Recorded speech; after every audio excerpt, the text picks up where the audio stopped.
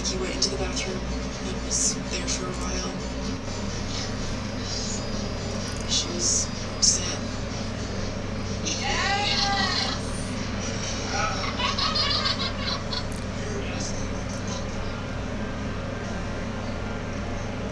Victoria realized Tony was actually moving on, and that hurt her. I can't do that. Take, I got work for my stuff. Seriously? I'm having fun. I said let's go.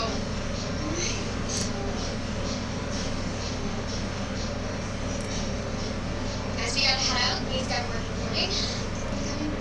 Yeah. They're just kind of bickering, like, you know, the usual. Tony drops off Lacey at home. I was like, love you, Tony, you know, love you, V. Like, nothing, just like normal. See you Saturday. See ya. You know, Victoria jumped up front and I walked to my house. I never thought anything would happen.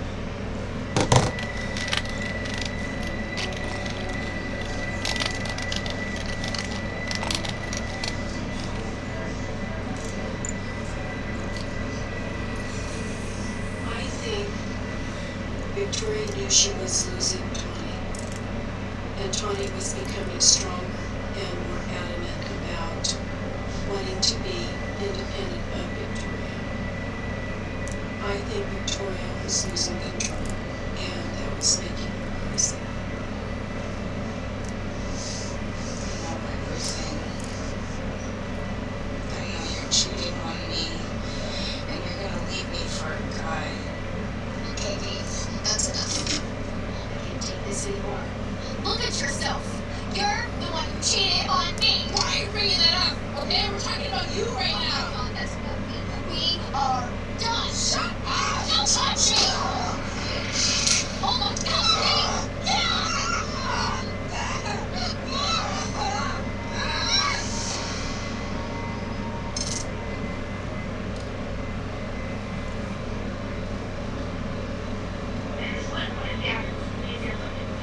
I have to report a burger. Okay, do you know who is burger? Yes, pretty. Cody. The information I received about who made the 911 call were they were associates of Victoria Mendoza, and she had reached out to them through text message. We likely had a homicide investigation. When I first encountered Victoria, you noticed she had blood on her hands, blood on her clothing. She seemed shaken, slightly afraid, a little nervous. She began to tell us that her girlfriend was in the car. And officers had asked her, do you have any weapons on you, Victoria? Her response was, I don't have the knife, the knife's in the car.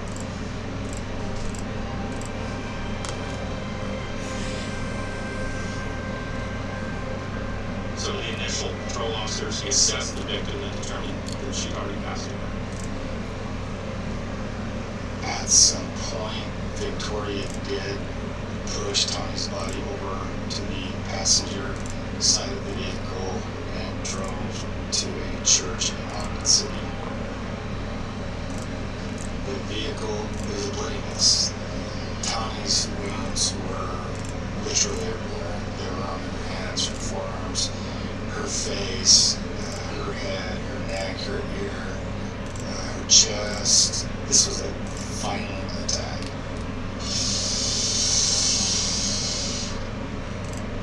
Throughout the night, rumors spread that something has happened to Tawny. My phone rang at like 6 o'clock in the next day after they'd been gone, and it was Lacey. Hello. Hi, Lacey. She said, "Is Tawny home? John. We do need to go check right now. Yeah, okay, I'll go.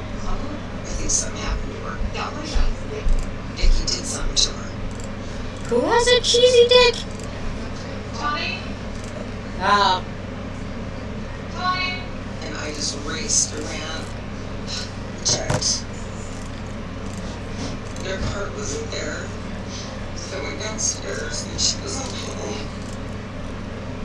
So I got her on the phone and I asked Lacey, what are you talking about? You better tell me right now what's going on. And she just said, I think something really bad has happened to Tawny.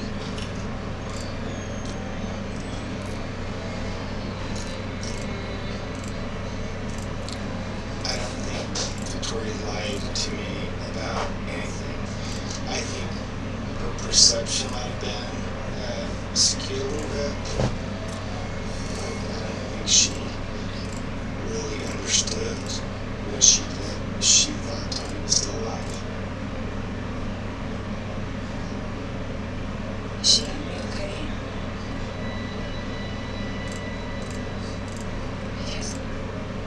Because I must have stabbed her. But not much. I just wanted to scare her. And I didn't want. I just wanted to scare her. She didn't know exactly how many times she stabbed her. And I think she thought she did it 4, 5, 6 times. Tawny was stabbed 46 times. How long does it take a person to get stabbed 46 times? And that's several minutes of enduring that much pain and trauma and sadness and fear. It's ugly.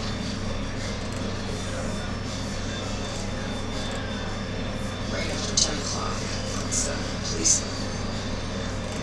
pulled up. Just pulled up through the house.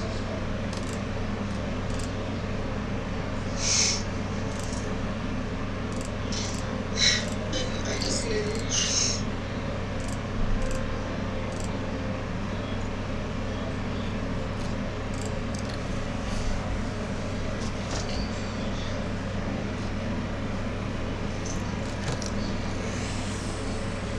I attended every court hearing that there was.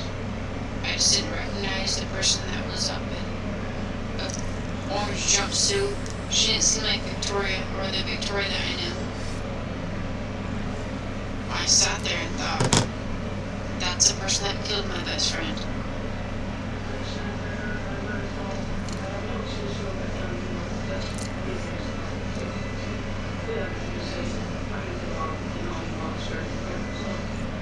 Victoria's case didn't go to trial. She chose to plead guilty, and she is currently at Freestyle State Prison.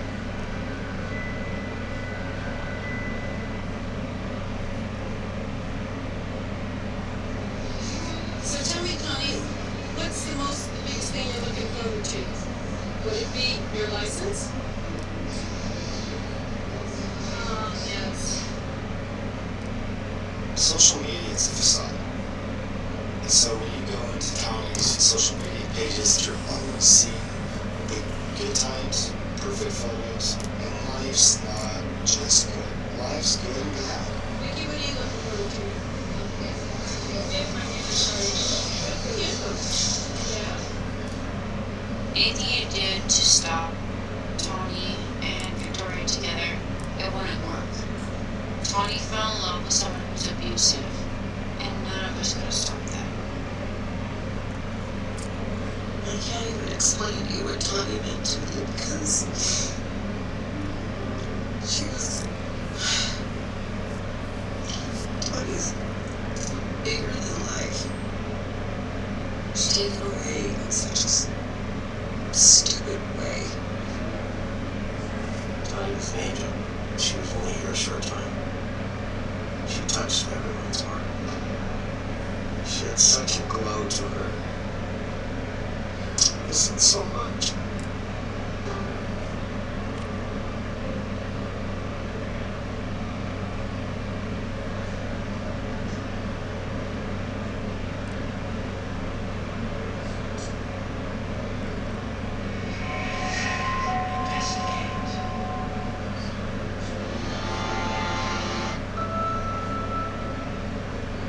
What is better than a video montage?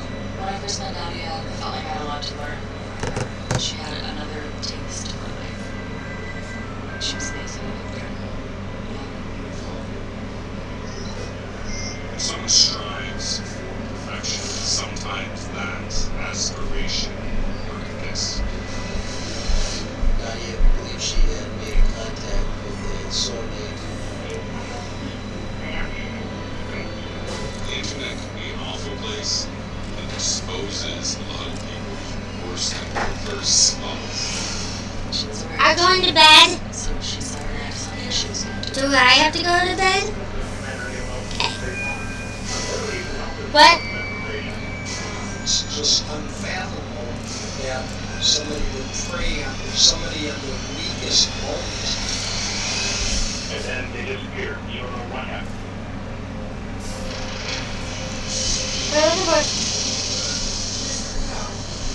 Oh, I put the towels away today, by the way.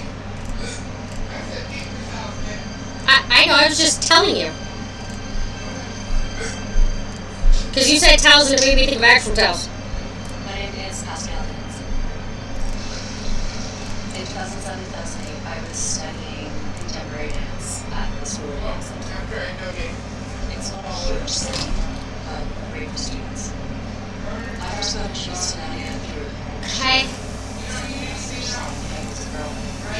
No, I'm good. She had long brown hair, I mean, I need shampoo, but really nice smile. I figured I could get that tomorrow with my mom. I think she was very pretty. We only bought the conditioner. We met at a cafe. We didn't buy conditioner either. It was one of my first dates ever with a girl, Oh. and I think hers as well. So we were both very nervous. We still didn't know how to approach it. But once we started talking, the conversation just started flowing and flowing and flowing. And before we knew it, it was 6 or 7 hours later. And we actually got kicked out. She asked me if I wanted to, so I think so. She was someone I wanted to I'll try. I know, I just meant send me a list. Huh? Nadia was my younger sister of 11 years. Oh my god, I forgot the berries. My fucking bad. That laser tag. She lost friends in the neighborhood, had a baby road at a young age. She was very inquisitive, very smart for her age. When Nadia decided to go to university, she picked one that was 500 kilometers away. Close enough to drive, but not close enough for a surprise visit from her parents, and it was probably her theory. She wanted to be a lawyer. You could tell the way that she would engage in conversations that she was a bit of a smart mouth at times. Her parents would have preferred for her to be a little closer, but after 17 years of a very close-knit family, you want to spread your wings, explore, find yourself, meet new friends. Nadia and I began seeing each other, and we were both very excited. We were also still coming out. It was very thoughtful. She would think to get me a guest pass, and I'd cafeteria in the morning with her roommates. And on the program, she gave me a tarot card reading, listened to music. She did read some of her poetry to me. It was beautiful and intricate. It was about life and the way she saw it. She had a sticker on her bulletin board that said, "Don't forget to love your life." She definitely had a good couple months of figuring out what university life is like without your parents around. I would see on Facebook, some pictures of her. She definitely was enjoying a bit of the party life. She had a video diary under alias that she uploaded to YouTube. What is better than a video? What was the plot twist? One day she's doing a little fashion show type, showing off wardrobe stuff. If you work a lot and you play a lot, sometimes that aspiration can work against you. It was an endless pursuit of perfection. You need to be the best. You have to get the best grades. She took on a lot. Workloads were heavy. If you have aspirations to be a lawyer, Alright, I love you. there's minimal room for error. One night I was supposed to go meet her after my rehearsals.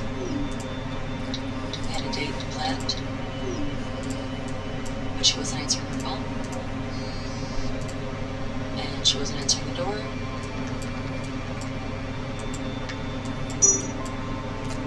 She didn't show up or didn't message me or tell me.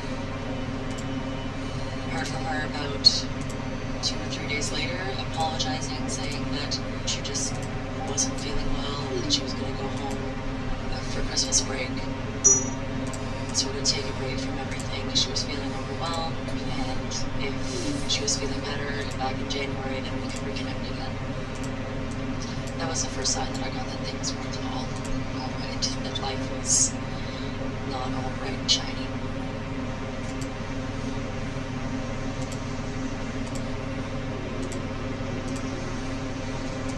When Nadia returned for Christmas, she wasn't the same bubbly, outgoing, fun, wanting to be around people.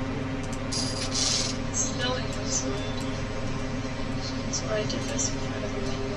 Hope you'd be able to see the smell. Personally, I like how people smell. There was a significant difference in her mood. She was very closed off, hours and hours and hours on end, not wanting to really socialize with her mom the way that she used to. Stay in school, I can't even go to class. I'm gonna lose this semester.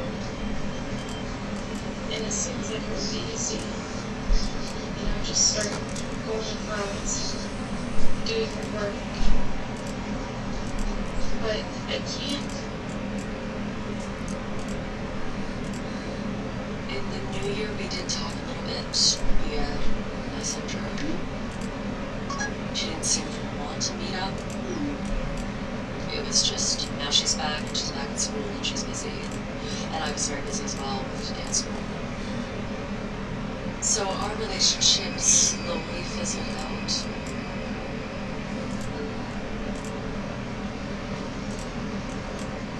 Late February, my friend Shay, the same one that introduced us, told me about a party that was happening at a frat house. That Nadia was coming and I was going to see her. It wasn't the typical university party. We were drinking out of red plastic cups like in movies. And I remember we had a great time. It was the Nadia that I knew before. She seemed happy. We had a connection once again. And it was exciting. We were sitting next to each other talking. And at one point she got up. And I thought she was going to the washroom. And she left. We couldn't find her. We couldn't pull her. I didn't know why she didn't tell me or she didn't say I'm leaving. I was worried more than anything. I remember getting a text message from my dad late at night. I remember reading it. What? And then I like, hold on, brush my eyes, turn on the light, and what was this said? It was like, Nadia's been missing for 3 days. And my initial reaction was like, what do you mean she hasn't been missing for 3 days? Where is she? Like,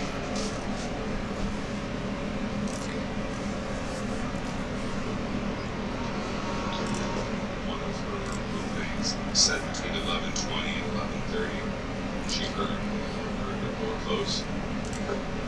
She found it odd. The next morning, it's locked and there's music playing. They then had a security guard open the door because it's locked from the inside. There, money left there, cell phone there, everything else looks as if they're coming back in 5 minutes. That night she also updated her Facebook status to Nadia will someday be loved.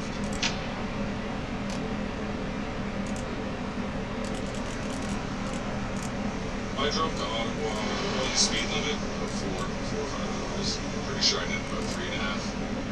I figured driving out and having cocktails be over. I probably have a really good excuse to be speeding. Your mind just races as to the worst case scenarios of what could have happened. Did she run away? Well, how could she run away? She was in the woods. There's no money. Or was she kidnapped? If she's kidnapped, did she's still alive. Okay, let's hope that she's a big hit. There's a million other scenarios, but none of them are positive. And I remember walking into her room. Literally, everything was there, except her ice skates, her jacket, and her ID. You're going skating by yourself?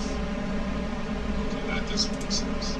It's 50 centimeters snowing. You leave your room locked, with music blaring. Everything is there in your wallet except your ID.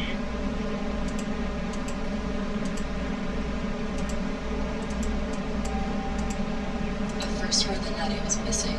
I was sleeping in my bed at home, and my father woke me up and said that the police are on the phone and they want to talk to you. And I talked to the officer, and he asked me if I knew where Nadia Kajuju was. They said that she had been missing and no one had heard from her. And I asked if they had spoken to her parents, and they said her parents are in the room with her right now. And that's when I knew something was wrong. I figured it must have been a misunderstanding until I went downstairs and I turned on the TV, and they said at this time we were looking for 18-year-old Nadia Kajuju on the news, and I just lost it, that she was actually missing. I broke down. Put my boots on because I knew I was going to be going through snow, and I took a bus down to Carlton. I just went and looked for her, and there's a big field across the way, and there's a river that runs by it with a bridge, and called out her name and thought she might be hiding somewhere. 100% I thought she was still alive. Nadia's father was very involved in the search. He was so worried. He was a mess. Believe me, I have very much hope that Drift and God was playing what besides this limited that will be helpful so much.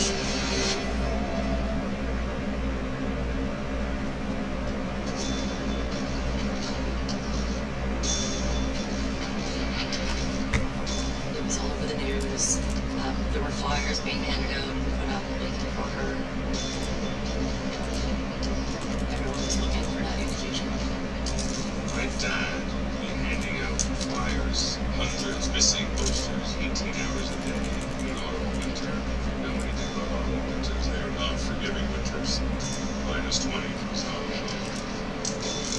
I would pick up all the newspapers, and I collected every article, and I had this collage on my bed. Just every single article was named up about what was going on.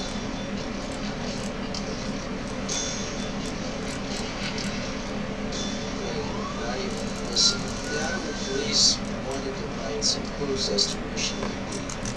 Her parents were her roommates. The night she went missing, she had an appointment the next day with a guidance counselor. This actually came out in one of her diary videos. She was openly talking about how she had a conversation with her counselor and how she was going to harm herself. It's like, yes, I'm depressed. I have clinical depression and anxiety. Maybe I would take another antidepressant, sleeping, and being happy. Knowing where I'm going to go to medication.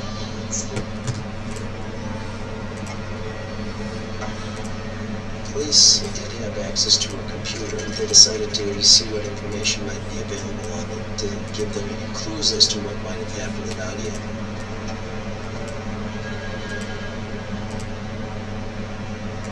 Nadia Kajuju became involved with someone online using the name Cammy.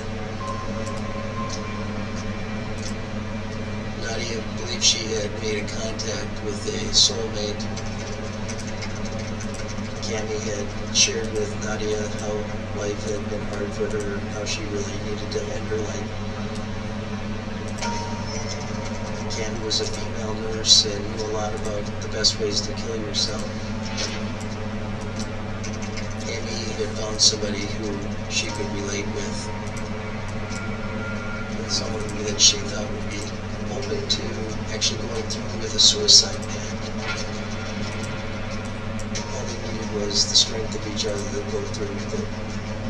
Cammy was willing to share information because she was a nurse, the best ways to kill yourself, how to hang yourself. Nadia was saying, well, I had this other plan. She wanted to stage it as a skating accident.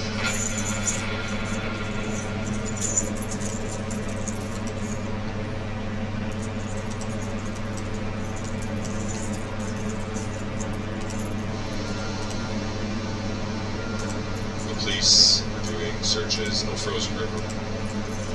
But sadly, I think there comes a time where search parties are just a way to feel like you're doing something. It's like, what are you searching for? Where can I direct my pain? Where can I direct my energy?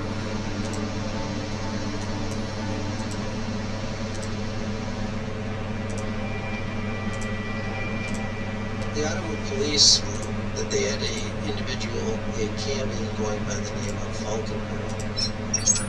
They traced the IP address back to a residence in Rice County, Minnesota.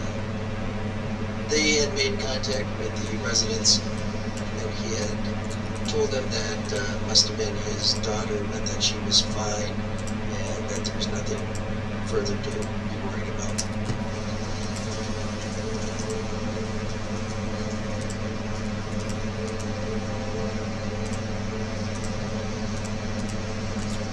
Police got a phone call that a kayaker spotted the body on a riverbank.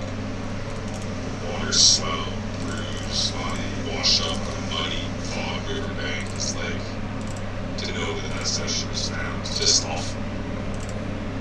Being the intelligent planner that she is, she figures, alright, we just slap on some skates, jump through the water, and the ice will be so thick, frozen after I get swept under, that if I don't die of shock by the third minute, I'll definitely drown.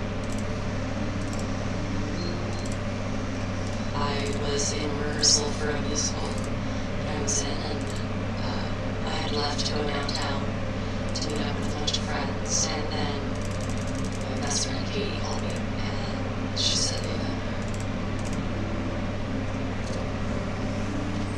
And I couldn't believe it. I broke down crying. I fell on the ground. I was so mad. I was so mad at her for not reaching out to me, for doing what she did. This person was so wonderful and smart. I couldn't believe that she was gone.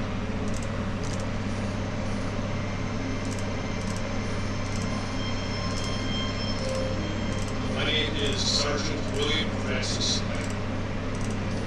My responsibility in the St. Paul Police Department was to investigate child exploitation via the internet.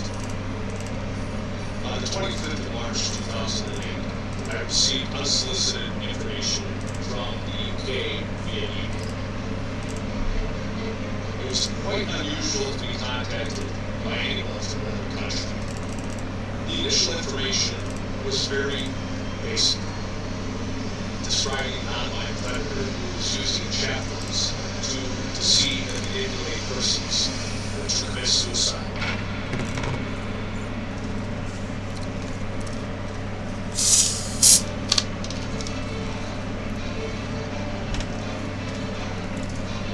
I first heard from Celia late March of 2008.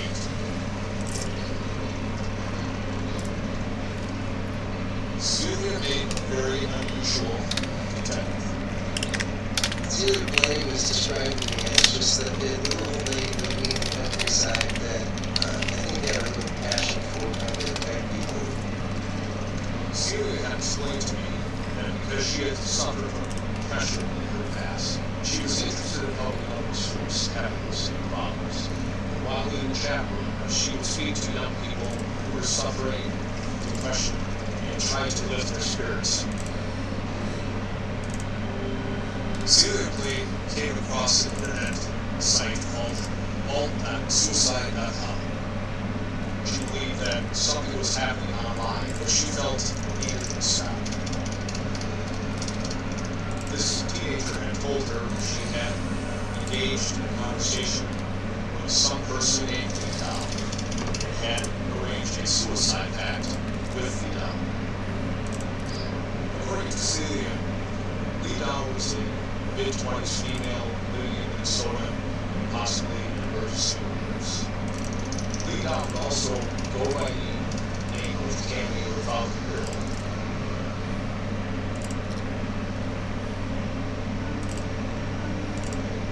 The first time I ever heard Nancy and her investigation into the suicide champions was whilst I was talking for New Year's. The suicide pacts that Lee Dow was making with me was that she would watch them online on Game themselves. This intrigued me as a journalist, and I knew it was a story that I wanted to follow. Celia had a series of warnings on the internet chat rooms. Several people came forward to her to say that they'd been contacted by Lady Dow. A lady called Hannah was in a really vulnerable stage of her life. She was on what to do. She was really hit rock bottom, and she started to use suicide chat rooms. The next thing she knew, she was talking to this person, going by the name of Lee Dow. They were getting warnings from Celia and Lay, warning her that Lee Dow was dangerous, and she was targeting vulnerable people, and luring them into taking suicide pacts. Kat said that every time she found on a computer that Lee Dow was there. Lee Dow was just persistent. She knew she had to do something to stop this woman, and it couldn't carry on anymore. So that's when she and Celia started doing a sting operation, exposing Lee Dow. Kat and Celia decided that they would record conversations that Kat was having with Lee Dow, and they wanted to find a photograph of her. And I thought this was a very serious crime. Kat decided to take correspondence that she had with Lee Dow out of the suicide chat. There was personal communication between the two of them to gain trust. In one discussion that Hannah had with Lee Dow, they both decided to put their cameras on so that they could see one another. That was when she was able to take a photograph and see for the first time that Lee Dow wasn't she, it wasn't she.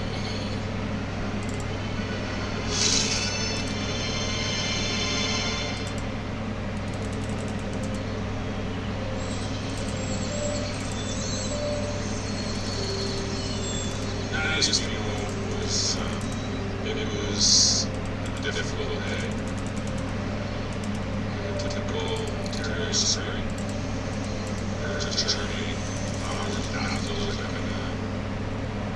but then it doesn't hit you until like pull up to Tombstone and the dirt and the days as lovely as the weather is here. Father drove me to Brandon to Toronto to the funeral. We were walking and there were tears. Just so many people. Then we went and left her and she touched the lobby inside. I thought it was going to be a during ceremony beside me, and they read her poetry. We said to me, respiratory situations, and I'm sorry. When I met her, and she said, oh, thank God, she hugged me so hard. And she said, when my daughter talked about you, that was the last time I saw her happy.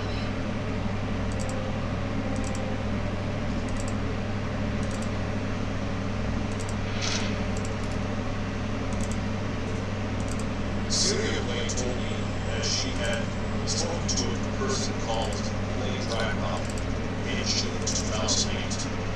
Elaine Drymouth had told her that her son committed suicide after speaking on the internet with Lena. Mark Drymouth was a 32-year-old who had suffered with mental illness for many years. At the time of Mark's death, she and her daughter had discovered emails on Mark's computer. Lee Dow explained that she was an emergency room nurse, and she had understanding of suicide methods, what works, what doesn't. She would give instructions on specifically how to commit suicide by hanging. The instructions were very detailed as to what type of rope to use, what type not to use. Minnesota has a law against committing suicide. And in that law in 2008, it simply stated that anyone advises, encourages, or assists someone to take their own life will be guilty of felony.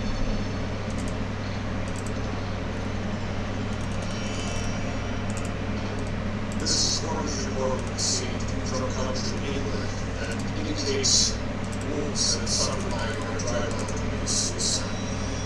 This is a very important document for our investigation. I noted the recorder had given a description of the ligature mark that was found on our driver's neck. Ligature mark that was high on the neck, raising towards the left and to the back. Now, my getting that description fit exactly the description we now given to our driver on how to place the referral system.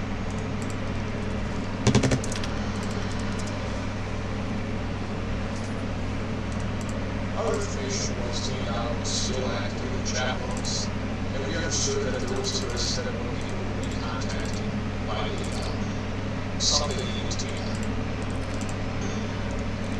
Celia Blake gave me several email accounts that she believed belonged to me now. I was able to trace the location by using the email addresses given to me by Celia. All of the information led back to the same name, William Melcher.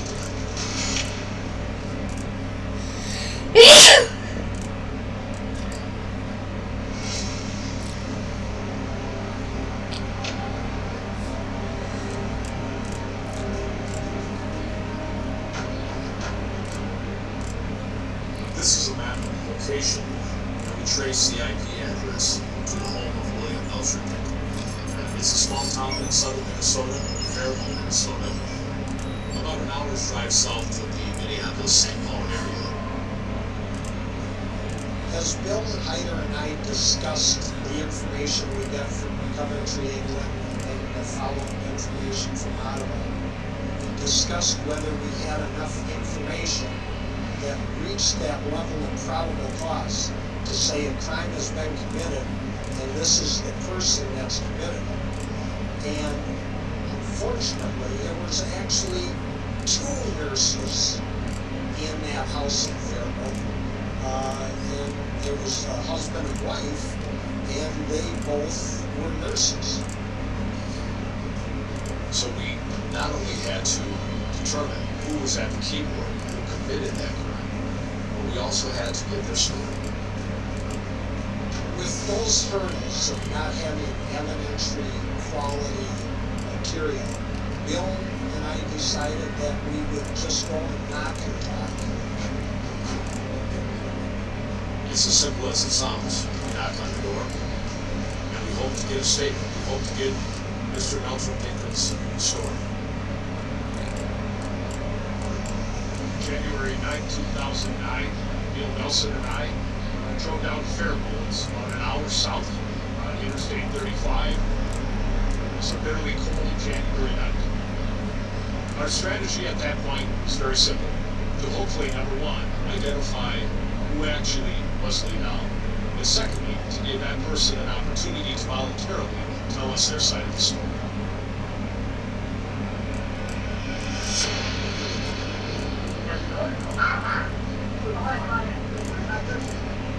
Commander Hilo, State Law Enforcement. I'm hoping you can help us with some information. Yeah, I'll share that here if you don't mind. Mr. Melcher Dinkel, to me, was very average. We called him unremarkable. He certainly was not an imposing figure. Knowledge disorder. Commander and myself work for the Internet Crime and Children Task Force. Because of that job, we have some expertise on internet-related issues. What can you tell me?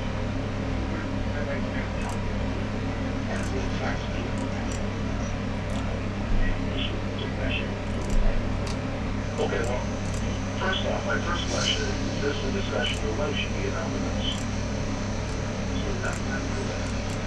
He said nobody else in the house was engaged in this activity, so our focus turned exclusively to Mr. William Milkerton. You're the one there, yeah. Well, can you walk me through what you're talking about? Basically, if a person of you, it starts like that.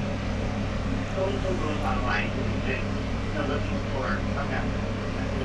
I could discuss this with you about why you want to do it, what's going on, do that, like that. His role as a caring nurse, and that he would go in there and if people had questions about suicide, he would try to discourage it, but he was also there to answer their questions because he had knowledge as a nurse. And then him to also explain like when he said the old damn, I made, the name and that the you will know exactly who you are and where you're from. Can you give me an example of so So do you consider yourself talking them out of suicide? A lot of times, I was saying, what can you do? Not much you can. There was some disconnect as to what he claimed he was doing and the reality of what he